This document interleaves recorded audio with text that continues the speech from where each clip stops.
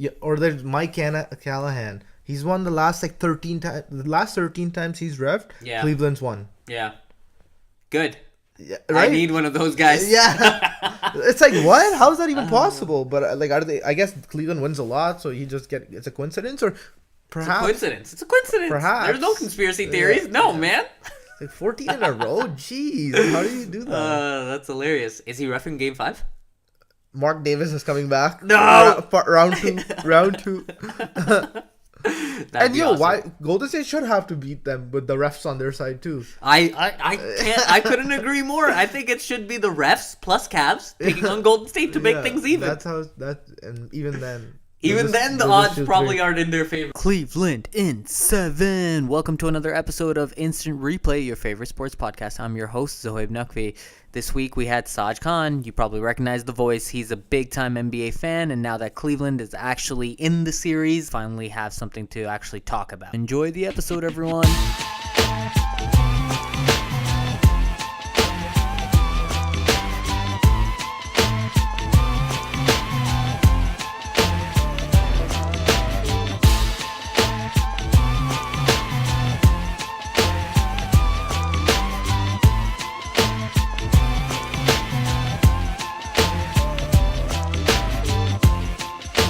Yeah, it was running the whole time. Okay, Not cool. that I might cut it out. I might keep it. Who knows? Yeah. Okay, cool. Game 4, the Cleveland made 24 3-pointers. You were calling a sweep, no?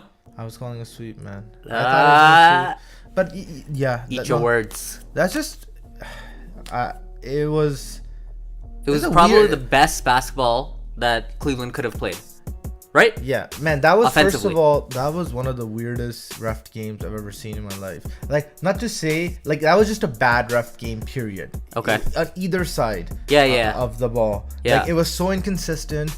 It felt so, like, I don't know how to say it. Like, it felt fake. Like, I felt like, what's going on? Cleveland had 86 points in the first half. Unbelievable. That's a record. It's not even like they shot so many more free throws than Golden State. It's just, I don't think the way, if a ref wants to control the game, it's even that simple. Like, oh, look at the box score, because I feel like that happens almost every game. Right. Like, they get you back. Right. And if a team feels like they got screwed in a game in terms of calls, then like the last 4 nonsensical, don't matter at all calls in the game will go towards the opposite team. I totally agree. And I feel like the refs try to balance it. And then you'll see 26 and 24. Exactly, fouls. but totally different. Like the importance of each of the calls was completely different. Yeah, exactly. At the time period, like, but the number. But they got 23 free throws. It's even now. They got 8 free throws in the last 2 minutes when they were down 25 points. Like, I don't think that counts. Man, it's hard to believe that like those 3 had such good games, and Clay. Right. Curry didn't have a very good game. No, he had a horrible game. By his standards. Durant was, but like going into Game 4, you could make the argument that Curry could have got Finals MVP, because like I saw the stat that Durant, of all the points Durant had scored, 67% of them were coming from assisted shots. Right. So that just means like the ball movement is getting into a point where Durant's getting like a very good look, right? Right. Where Curry's shots were like 35%. But that's because Curry does a little bit more dribbling too, right? Of course. He has a little bit more possession. Yeah, and LeBron's was 22%. So 1 in 5 buckets LeBron scores, it's assisted. The other 4 he's manufacturing. And I think that's in many ways why Durant came to Golden State, right? Totally. It was just like, I want to be in an offense where I get good looks and I'm not relied on to dribble and get my shot. Totally. And that's why, like, and that's why people are like, oh, if Durant wins Final MVP, where's his position among like the all-time forwards? I'm like, it's not anywhere. Like, I'm not giving, like, Durant's not in front of Nowitzki, man, because Nowitzki carried his team. Totally agree. To the NBA also had a crazy amount of longevity. So it's not like, Durant puts up more better numbers. So tell me this. So you see, because this is something that I've been trying to figure out, because everyone's talking now KD, like you heard Paul Pierce, I'm sure, say KD is now the best player in the world. Which, is like... but what does that matter? I'm just curious to know. I mean, if the peers, there's Hall of Famers, the truth is saying something, you're going to pay attention. But what do you think about those comments? No way. I think it's unfair. And what do you think about... so I'll ask you that first. What do you think about that comment? And then I have I already don't my agree follow-up with it. question. I honestly still have trouble putting Durant in front of Curry. I know everybody else does it so easily. Right. I just think it's a lot more closer. Like if you look at the advanced numbers going, and you take Game 5 out, because I know Game 5 Curry played bad, so Durant might have the edge again now. Right. But a lot of the numbers supported that Curry was being more impactful for his team than even Durant was. Like deflections, creating more offense for his teammates, where Durant was doing a lot of assisted shots. But yeah, they're close. I think Durant will win the Finals MVP. Like he'll probably have a very good game regardless of where it goes. Like, and I do think it's gonna end next game. But I just there's a story that came out where it was like Draymond after Game 7 called Bob Myers. Yeah. And then, Draymond said that. There's no story. Yeah, Draymond said this. Yeah, and then Durant in the basement or garage or whatever, right? Yeah. I know I find it so funny that we're arguing about who the best player in the world is when a 73-9 team who's won a championship the year before, and they are the first to say, "Hey, don't take that away from us," even though Kyrie and Love were injured. Yep. And then when 73 games and up 3-1, needs to call the second best player, or now they're saying the best player in the world, to beat a guy in Cleveland, LeBron. And yeah, Kyrie's amazing, but people say he's a superstar, right? Yeah. Okay.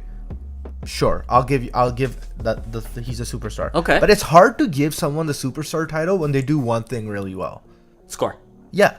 Whatever it is, like it's hard. Like, he can't even play defense. It's literally scoring. He can't assist. His assists always low. Did anybody think Ben Wallace was a superstar? What?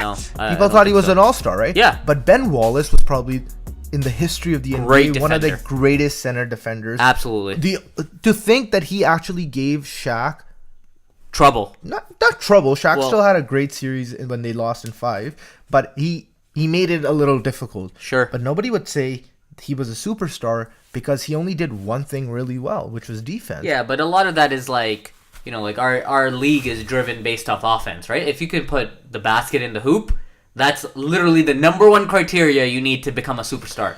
Like you could be averaging 19 points. I know, but that and 10 assists, and people might not say you're a superstar. They might not say but that's amazing to me. Yeah, right. No, like but 19 why? And 10, that's phenomenal. That's Chris Paul. No, but why would that? Yeah, but that's what I'm saying is, like, I think Irving is closer to a superstar than he's not because of what you see him do in finals games. But I think it's being able to impact the game in other ways. And Golden State has 4 guys that do that really well. Like they all have, more than one thing that they're really good at. Right. And people go, "Oh, Draymond's not an all-star." Draymond wouldn't be good on any other team, right? Draymond needs these great players. You can put Draymond on every single other team in the NBA right now, and they would get 5 to 30% better. Including the Spurs, who would love to take Paul Gasol out and put Draymond in and see how the offense would rotate with this guy who can pass really well, shoot pretty good, best defender in the league this year, right? So they all are really, really good at what they do. So let me ask you this. So I have a take on this in terms of LeBron came out in post game or media day before Game 4 and said the differences between him joining Miami and KD joining Golden State. I don't know if you heard his comments, but what he said was, when I got to Miami, I didn't hear them. Oh, you didn't? Okay, so this is what he said. So when I got to Miami, there was nothing there. Me, Dwayne Wade, Chris Bosh had to get together and build something. KD coming to... What do you mean nothing was there? Dwayne Wade was one of the best 5 to 7 players in the NBA. That's not what he means. He means like the record wasn't there. The team wasn't making the playoffs. I feel you, but he wasn't getting over the hump. No one was getting over the hump there. This is a team, and he was saying for KD, this is a team that has been, for the last 2 years, the best team, let alone 73-9 the previous year. They were up 3-1 in the finals, and then they go ahead and they... acquire KD, who's the arguably second best player in the league today. Right. And now he's basically saying that, he's guaranteed, this is how I read between the lines, he guaranteed himself a ring, whereas LeBron had to still at least work for it. What do you think about that? Okay, so I would first off say that I wouldn't say it's nothing when you put Dwayne Wade and LeBron And Wade was like on the back end of his prime, but he was still in his prime. And Still that first Dwayne year, Wade. Yeah. Dwayne Wade was amazing. And like Yeah. LeBron obviously had a bad finals, whatever. Okay? Yeah. But so I think that's definitely something in a league that's completely driven by superstar players. That Right. you've got 2 of the 7 best superstars in the league. Easily at that Okay, point. At that point, right? For sure. Okay, so that's something. But yeah, I completely agree with. I completely agree. Like, if Durant had gone anywhere else, Right. I'm telling you, he would not have got any hate. If he had gone to the Spurs, people would have been like, "Oh, Spurs!" Rejoiced. Yeah, people They would be would've like, been like, "Spurs "Oh, need man." him," Yeah. right? And that would be arguably more lethal than the Golden State team because I actually agree with you, man. like the system is there as well, Yeah. and Kawhi would do all the defensive work, and he's an unbelievable offensive player. They play so well together. Like they I think play extremely that well would be together. the most nastiest duo. That would be more nastier than any duo that Durant could get in I agree. Golden State. Okay, It would just shut down offenses, but man. I just think when you have 2 out of 3 really bad games. When you're up 3-1 and then you go to the team, it's like Durant's thinking was, oh, I'll win a ring, then I'll get sort of what everybody thought I had. And it's like, no, they didn't. They were 73-9. If they kept their same team this year, either them or Oklahoma City, if Durant had stayed, or Cleveland or Spurs, those 4 teams would be like the favorites to win the championship. Absolutely. So the fact that Golden State, and you could argue Golden State would probably be number 1 of the group to be favored. Yep. The fact that a team could have been favored to win again next year, and then you went and joined and that you team. joined them, and they beat you when you were up 3-1. 3-1? Right? What? Yeah. Like, I don't know. I just don't think it's gonna be the same. But yeah, it's not. I don't think it's unfair. Like, people are like, is it unfair? It's not unfair because Golden State did the right thing. They drafted 3 guys who ended up being amazing players, and then they got a little lucky with the Curry injuries, where like his ankles were getting and screwed his up. salary now is nothing. And they had paid him 4-year $44, and they're like, "Is this a bad deal?" And then he ended up becoming an MVP. Yeah, so they had twice. all this room, Yeah. right?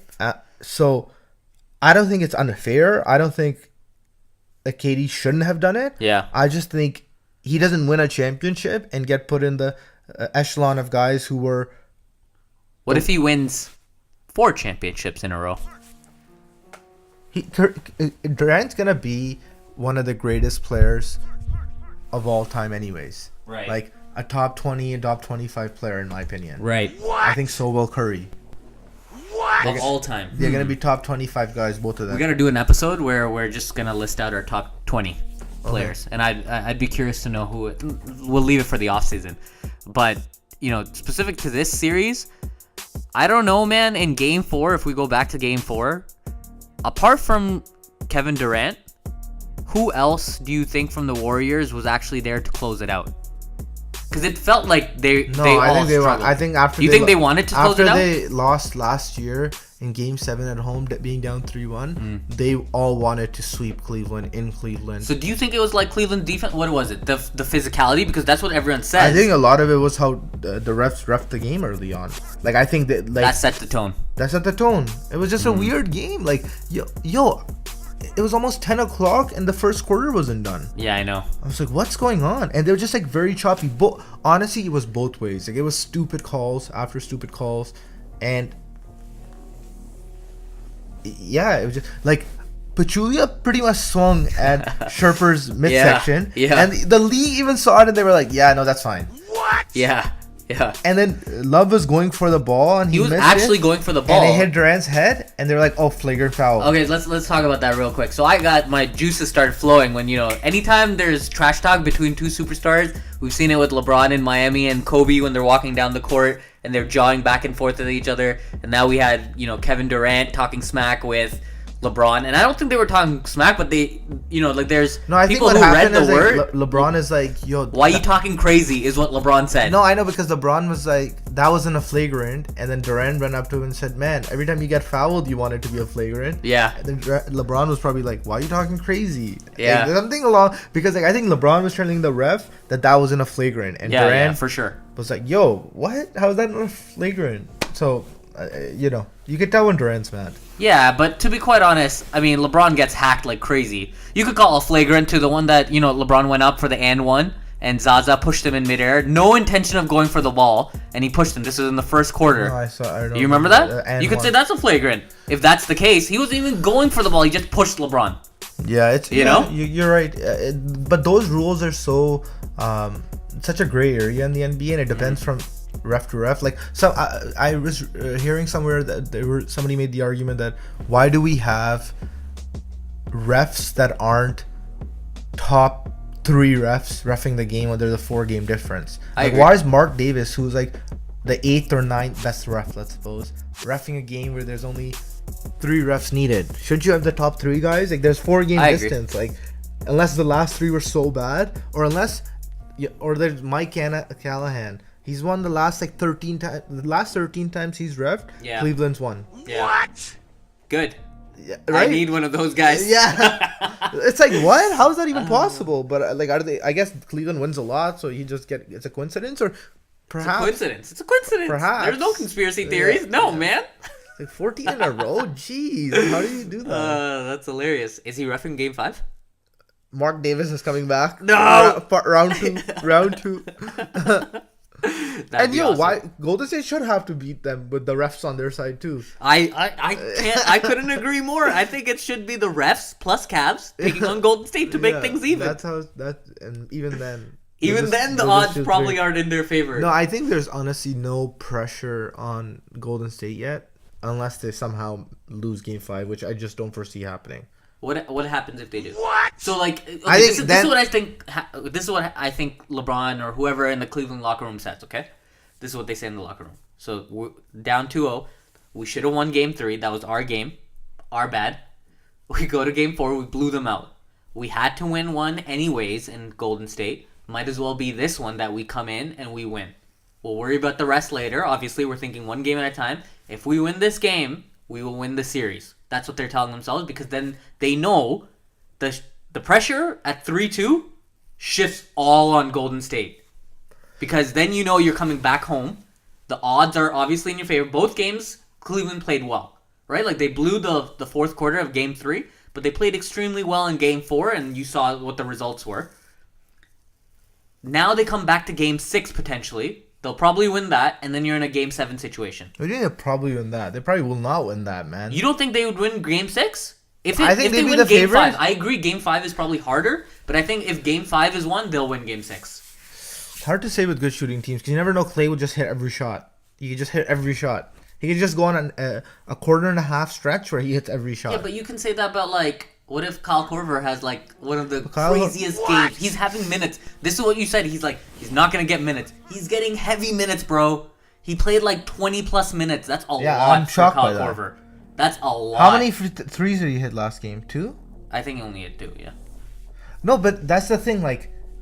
I don't understand when he's getting looks. Clay's out there and Korver's guarding him. That Golden State, I think Golden State doesn't run enough plays for Clay. FYI. No, I think totally agree. I think if Korver's out there, it should only be Clay. Be like, yo, ISO. Clay's just gonna score every single time on this guy. Yeah, ISO. And a lot of times Korver's not even getting his hand up properly.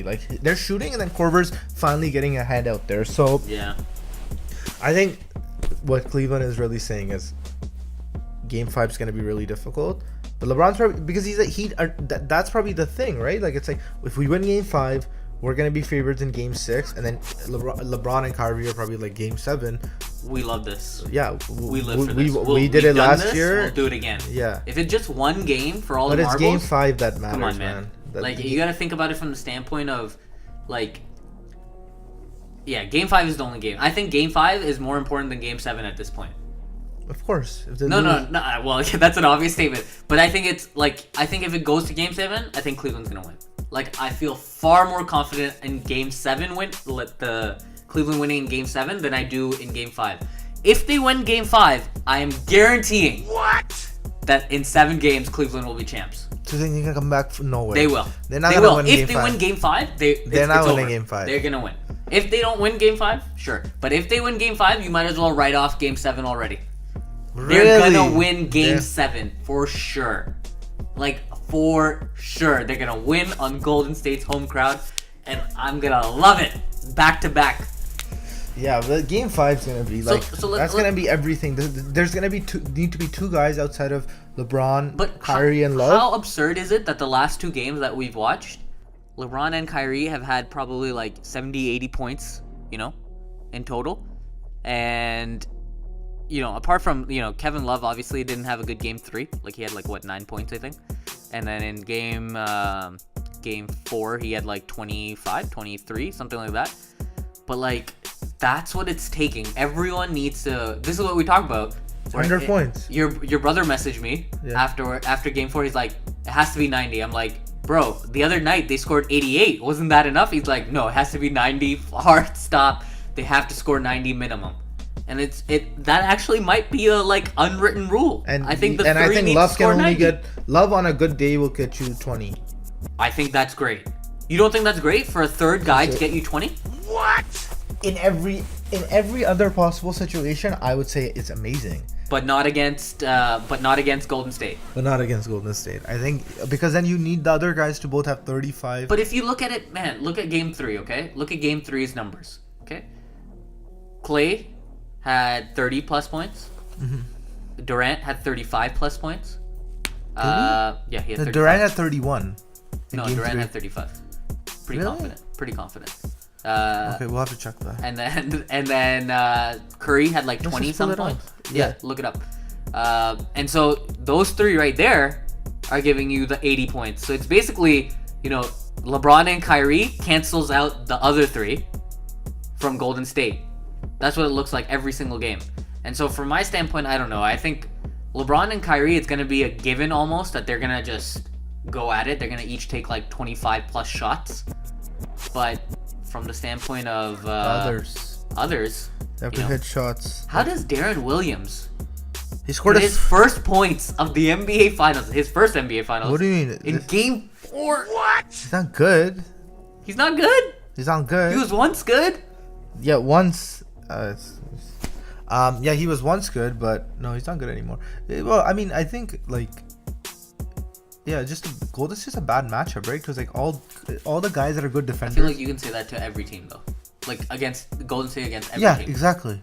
And that's why there's talks about like, will LeBron leave? It's like, no, man, he can't really leave because they're better. They're suited to win against every other team probably, except this Golden State team. So unless you figure out some creative way to beat that team, and like what system are you going to beat them? Are you going to beat them in the up and down? Because you still need amazing shooters, and they're the three best shooters. So yeah, like there's guys who could potentially have better games, but pure shooters, you're not going to find any better than those three. So are you going to beat them playing another style, like where you slow it down? Okay, then if you get to pick any players you can pick to win them, let's say in a slow it down style, who are you picking? Maybe DeMarcus Cousins? Is that? Well, then okay, your defense is gonna struggle. Are you picking Anthony Davis? Like, he doesn't really play a post up type of game. He plays more of like a pick and pop, and cutting to the basket, driving. Yeah. So it's just, even if like you put all the players in the NBA and you're like, we gotta build a team and we get to have 4 all-stars to do it, you're still gonna have. It's still not gonna be a given that you're just gonna beat Golden State. Really? Okay, but like what stuff? 4? Come on. Okay, you put so Kawhi on a team. You put LeBron on a team. No, but that Kawhi's not. But even, no. You said any. No, 4. but Kawhi isn't even feasible. Like I'm talking about like guys who are like, okay, like, if you put LeBron, Jimmy Butler, and Paul George on our team, they probably beat them, right? Yeah, I think so. I genuinely think they're all shot makers. They all have high basketball IQ, and they're all solid defenders.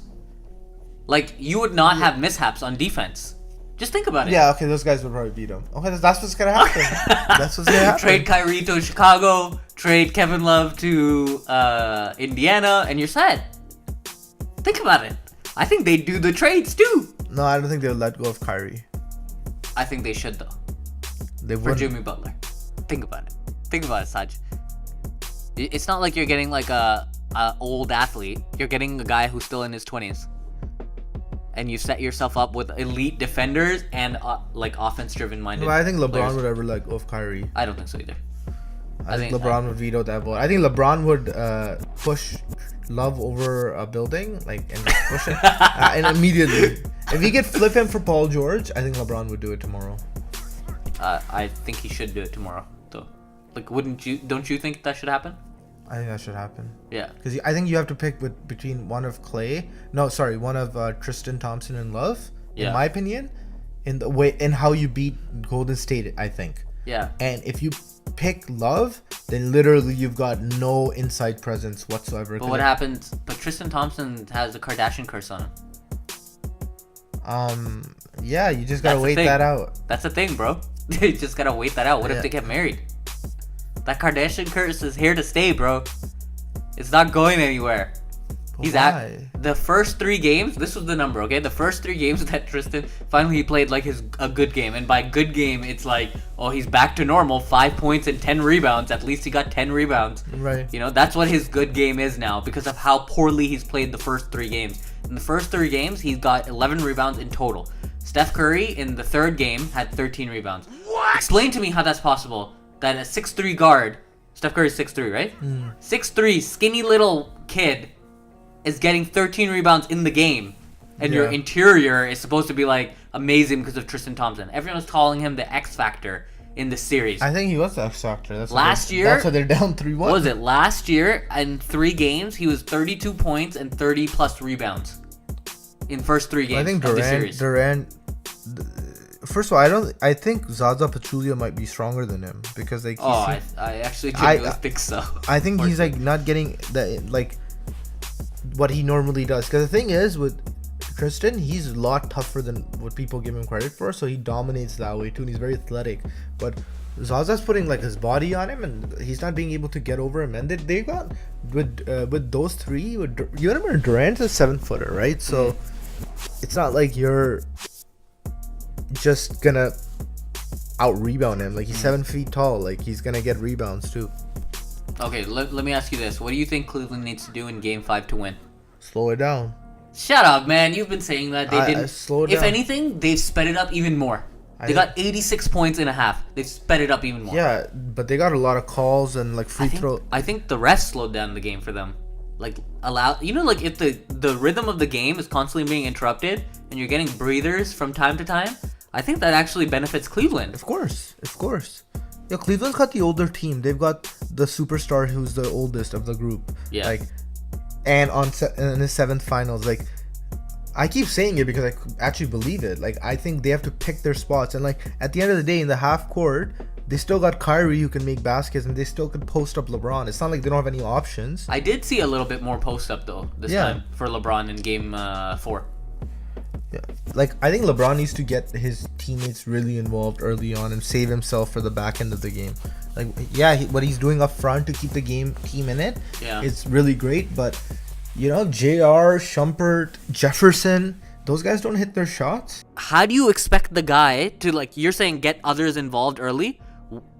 If he doesn't be aggressive early on, I feel like they're going to get into a hole right from the start. And it's that much harder for even LeBron to carry them out of a hole. So what he's doing is he's expending 100% energy to keep them leveled and then hoping that at the end something goes his way. Yeah, no, I think like honestly, even if you don't see the way Kyrie plays, like Kyrie gets his shots so effortlessly, right? Yeah. Like, a lot of his shots are unassisted. LeBron's not helping him get those points. Nobody's helping him.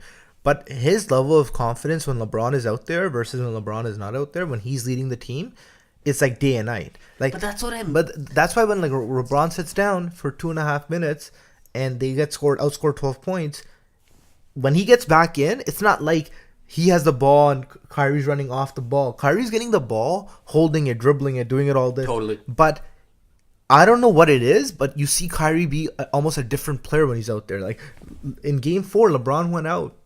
Or maybe it was Game 3 when he went out and they scored 6 points back to back very quickly. And Kyrie took 2 really bad shots. One with his left hand, right? Game 3.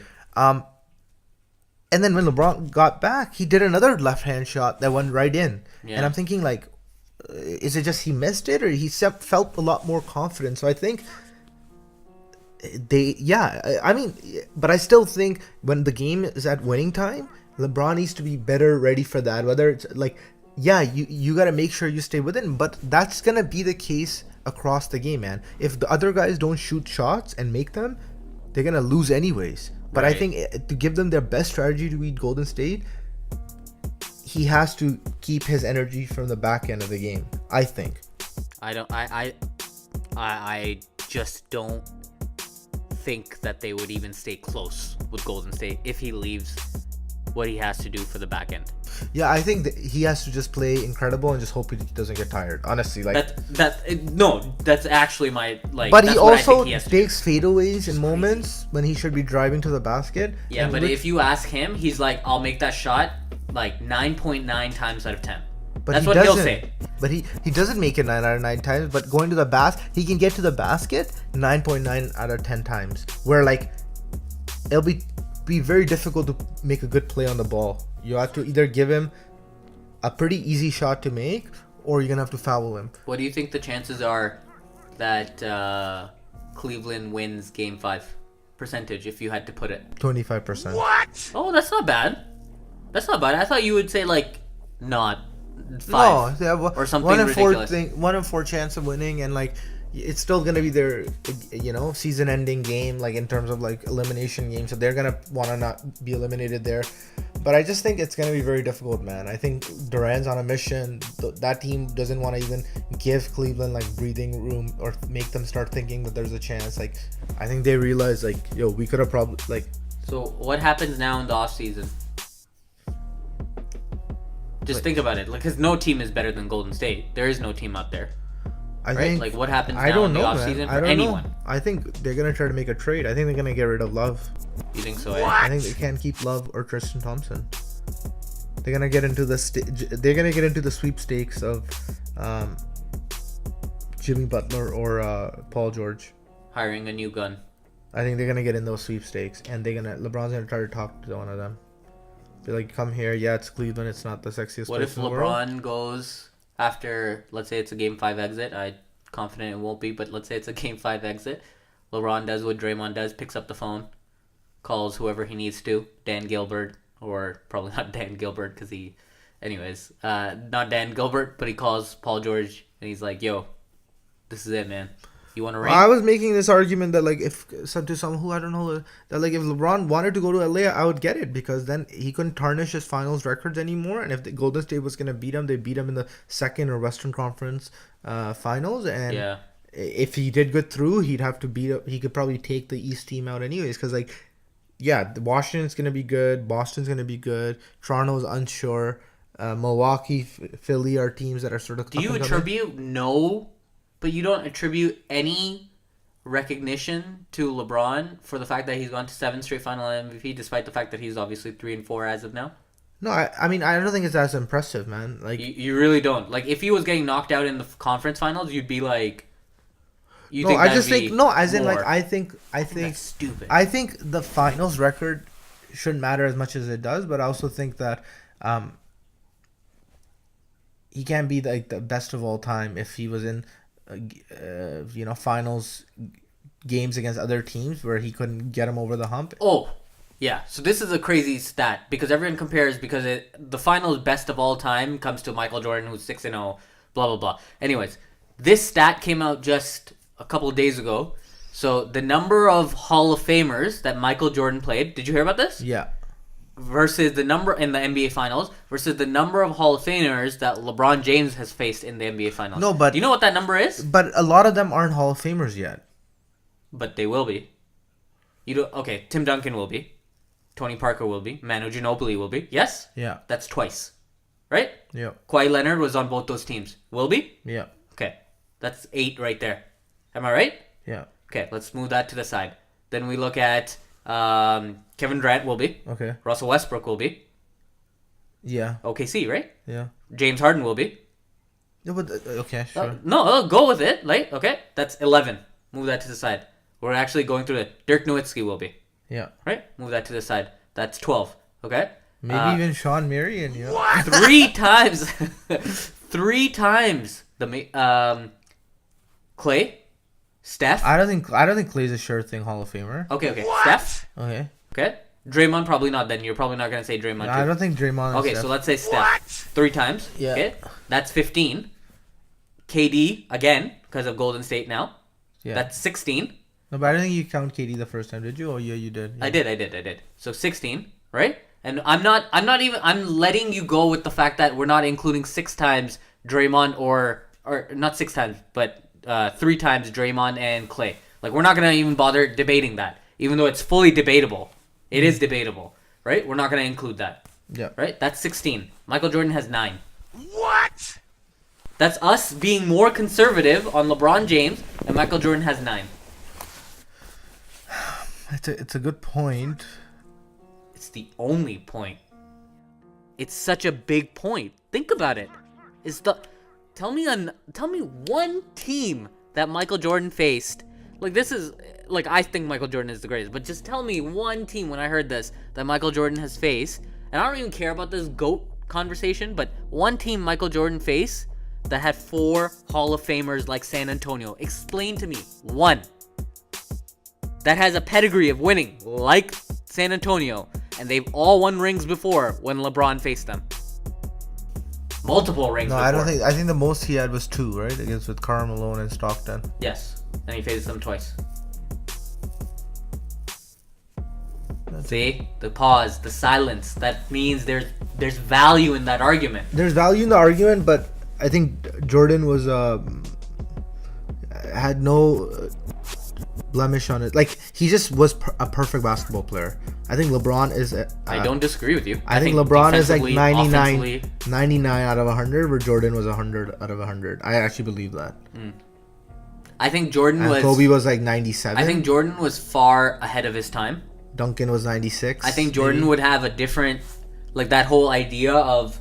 like, put me on any team by myself. I'm going to run the team. It's going to be my team. Would change in this era. But LeBron does that. What do you mean? LeBron is on his own team. He's like, give me a team and I'll do my own thing, and he's won 3 championships. Like, why couldn't Jordan do that too? Like, LeBron dictates. No, but the argument that you're missing is that everyone here debates that LeBron James created the super team. Right? Like, that's the point that I'm making. Like, I don't think Jordan wins without creating a super team. They had a super team, that Pippen. Yeah, but most people won't agree with you on that. No one will agree with you on that, actually, for the matter. No one will say that's a super team. You think the Jordan team was a super team? I don't think anyone will say that. Yeah, I think it's a super team. I think the Boston Celtics of Robert Parrish, Kevin McHale is a super team. Of course. But people won't agree to that. Well, why? They had so many good players. They won't agree to that, right? Like, they won't. Who are these idiots, man? No, I'm telling you. Who are these right? idiots? They think Jordan single-handedly. I think that's the brand that Jordan has. That he single-handedly was able to carry. Because, like, if you think about it, Jordan left after 3 years, become the champion, leaves after 3 years. They don't win anything for the next 2 years. The Chicago Bulls, and then he comes back. Well, he came back in between too. Everyone forgets that Orlando season, but he comes back and he wins another 3. Right? In everyone's mind there, without Jordan, they can't win, clearly. And Jordan comes back, 3 finals again, back to back to back. He just keeps winning. I would have loved to see Hakeem versus Jordan, by the way. I'll just throw that in there on the side. Yeah, both teams had nobody to guard the other superstar. Exactly. That's why I think it would have been awesome. Like, Luke Longley would guard Hakeem. Just picture that matchup. That's insane. Yeah, that would have been a really... No, man, I gotta always go with the Jordan factor because the stats nulled each other out, and Jordan just never had... Like, even when Jordan was losing, he was putting up 50 points. Yeah. And he was going on his way out. Like, LeBron's had moments where, like, he lost, and, like, even loyal LeBron fans could be like, hey, man, there was something off there. Something wasn't right. Like... Yeah. And... I'd literally say that only about one finals. And the Boston series, when they lost? Yeah, but you said finals. No, what I'm talking about just generally. Yeah. Him as a player. Yeah, Celtics, he took off his jersey afterwards. Yeah. I think he was mentally checked out. Also, I think the Delonte rumors were true. I'm just going to put that out there.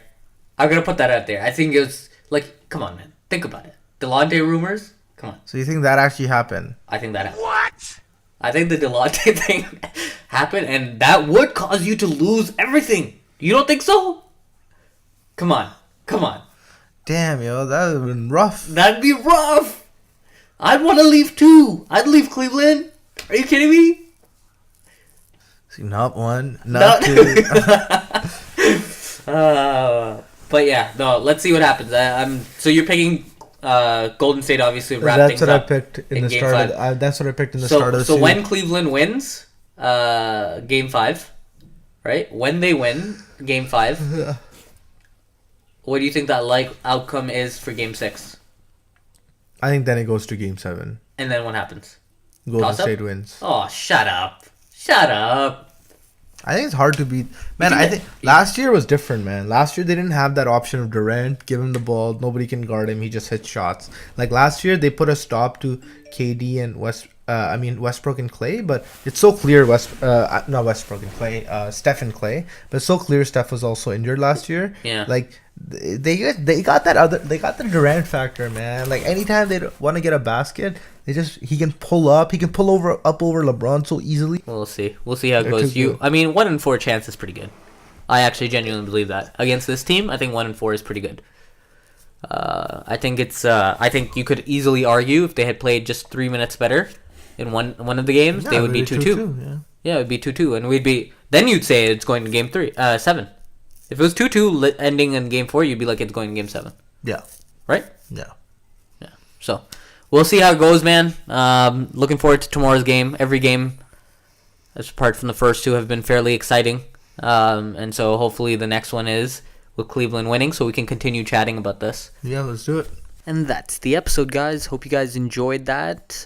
We love having Sajj. He's a regular now on Instant Replay. He brings a lot of interesting takes to the world of basketball, and we love having him. So have a great weekend. Enjoy Game 5. Hopefully they push it to Game 7. I'm rooting for Cleveland here, and we can continue talking about this. See ya.